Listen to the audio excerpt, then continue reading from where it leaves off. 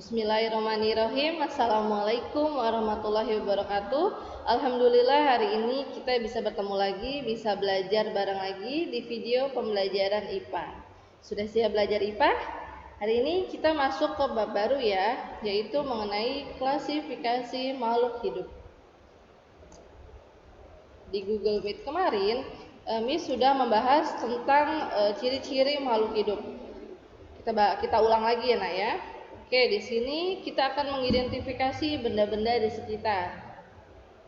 Oke, dari gambar yang tersaji di gambar berikut ini, kita bisa membedakan kan, yang mana yang termasuk benda mati dan yang mana termasuk benda hidup atau makhluk hidup ya.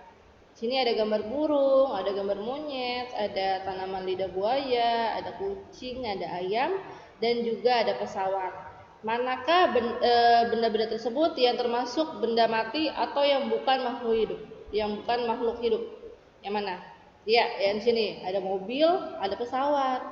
Miss, tapi kan mobil sama pesawat itu bisa jalan. Iya benar bisa jalan, tapi dia ini jelas ya, tidak bernyawa, tidak bernafas. Nanti kita akan bahas ciri-ciri makhluk hidup. Jadi si mobil dan pesawat ini bisa hidup, bisa berjalan apabila digerakkan oleh manusia. Ada bantuannya juga dari mesin. Itu yang disebut, makanya mobil dan pesawat ini disebut bukan makhluk hidup, atau bisa disebut juga benda mati. Jadi yang makhluk hidup ini yang tentunya yang bernyawa, yang bisa bernafas, yang bisa bergerak dan lain-lain. Kita akan bahas ciri-ciri makhluk hidup berikut. Nih lihat. Yang pertama itu ada bernafas. Yang paling penting itu bernafas. Kalau nggak bernafas, tentu saja bukan makhluk hidup. Oke, bernafas atau yang disebut juga dengan respirasi merupakan proses mengambil oksigen dari lingkungan dan mengeluarkan gas karbon dioksida dari tubuh. Oksigen ini biasa digunakan untuk mengubah zat makanan menjadi energi secara kimiawi. Yang kedua adalah memerlukan makanan dan minuman. Ciri-ciri makhluk hidup pasti sangat perlu sekali makan dan minum, baik itu manusia, hewan, serta tumbuhan ya. Yang ketiga yaitu berkembang biak atau reproduksi. Apa tujuan dari reproduksi atau berkembang biak ini?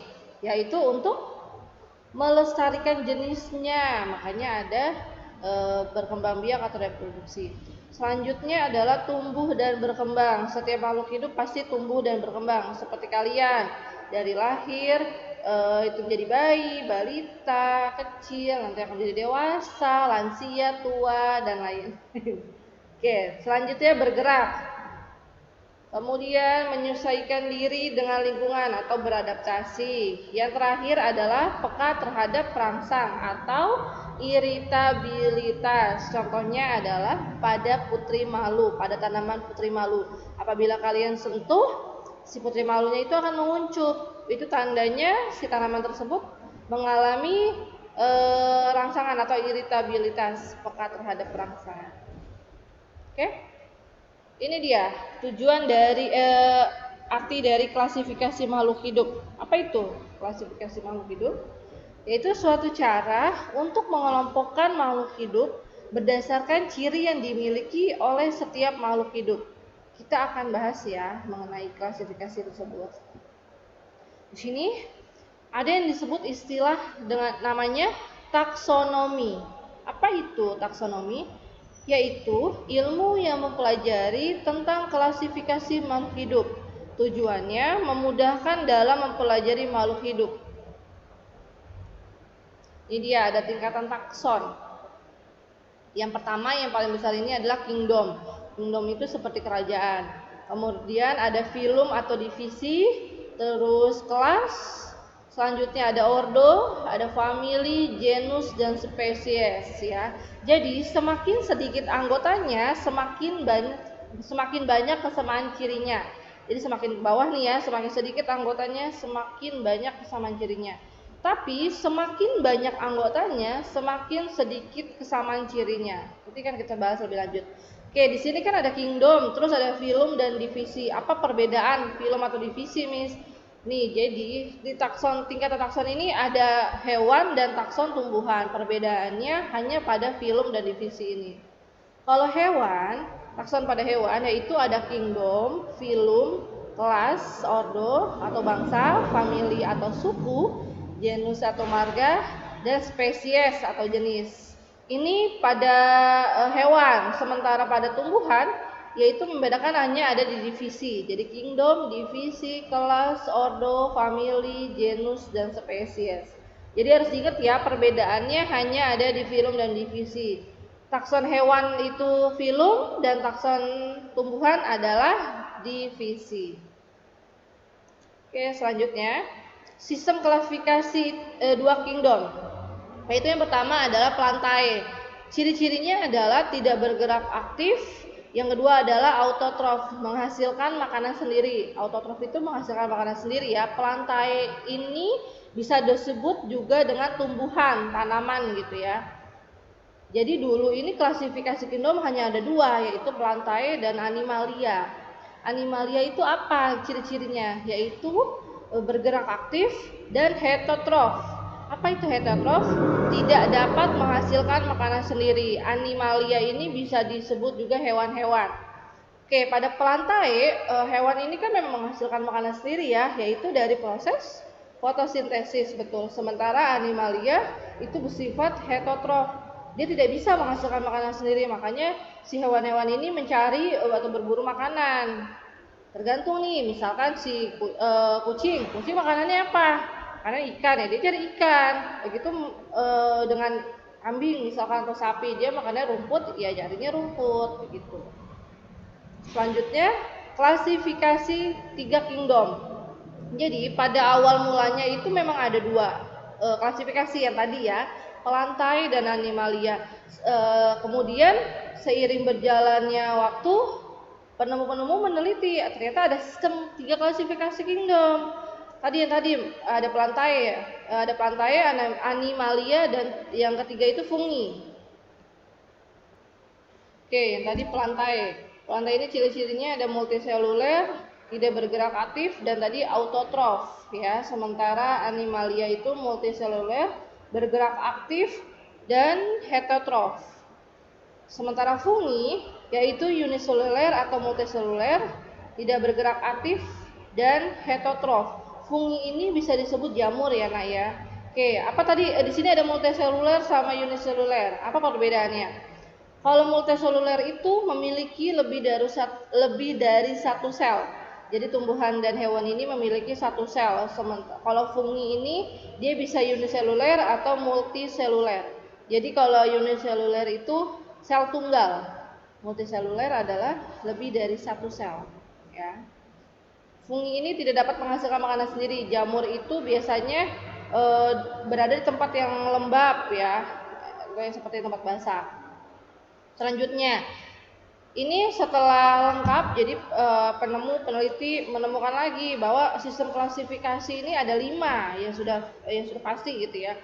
Ada 5, yaitu pertama plantae, animalia, fungi atau jamur, kemudian yang keempat ini ada protista, dan yang kelima ini monera. Protista ini uniseluler, multiseluler, dan eukariot ya. Kalau monera uniseluler, ciri-cirinya uniseluler dan prokariot. Oke, protista ini memiliki ciri-ciri tadi ya, eukariot atau memiliki membran inti, sel tunggal, dan juga multiseluler. Sementara monera, prokariot itu adalah memiliki membran inti. Tidak memiliki membran inti ya. Kalau protista tadi memiliki membran inti, kalau monera tidak memiliki membran inti atau yang disebut prokariot ya. Terus dia juga bersel tunggal, terus autotrof, dan juga heterotrof. Ini dia kelompok-kelompok monera, ada paramecium, entamoeba, plasmodium. Terus ini protista, kelompok-kelompok protista itu ada amoeba, paramecium, dan eglina ya. Kalian bisa lihat di buku paket kalian itu lebih jelas juga, bisa dibaca. Oke, ini yang ketiga ini tadi kelompok jamur atau fungi. Kelompok jamur atau fungi merupakan kelompok makhluk hidup yang memperoleh makanan dengan cara menguraikan bahan organik makhluk hidup yang sudah mati. Jamur tidak berklorofil ya. Berklorofil itu menghasilkan zat hijau daun. Berspora dan tidak mempunyai akar, batang, dan daun. Jamur hidupnya di tempat yang lembab, bersifat saprofit atau organisme yang hidup dan makan dari bahan organik yang sudah mati atau yang sudah busuk. Dan parasit, yaitu organisme yang hidup menghisap makanan dari organisme lain yang ditempelinya. Nih, makanya kalau misalkan makanan yang sudah mengandung jamur tidak boleh dimakan ya. Oh ya, jadi jamur ini tidak semuanya berbahaya ya. Ada juga jamur yang tidak berbahaya atau tidak beracun.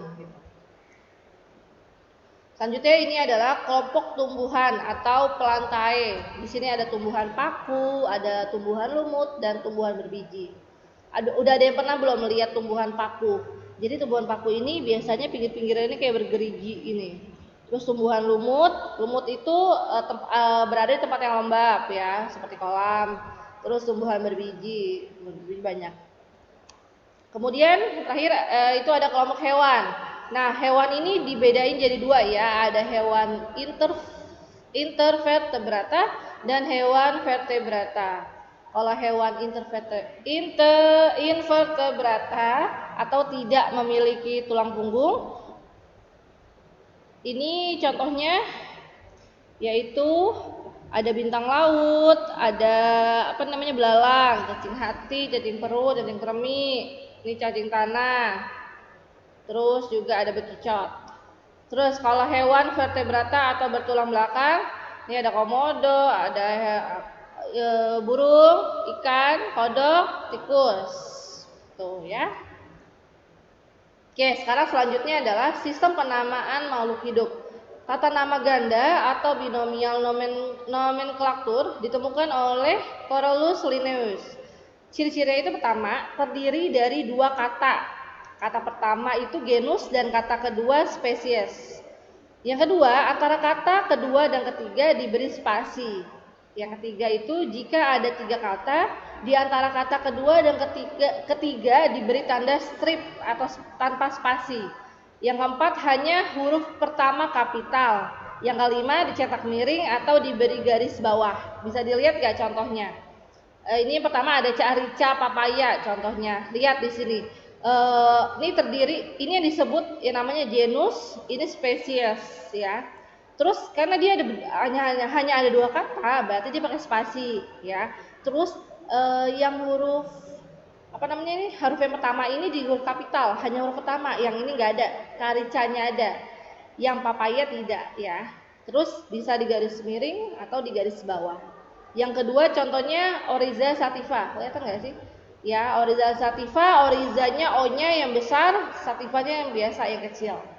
Dan dia di garis miring atau garis bawah. Ini dia contohnya ya, Oryza sativa.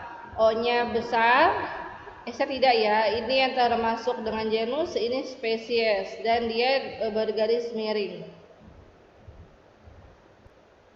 Alhamdulillahirrabbilalamin, kita sudah selesai membahas mengenai klasifikasi makhluk hidup.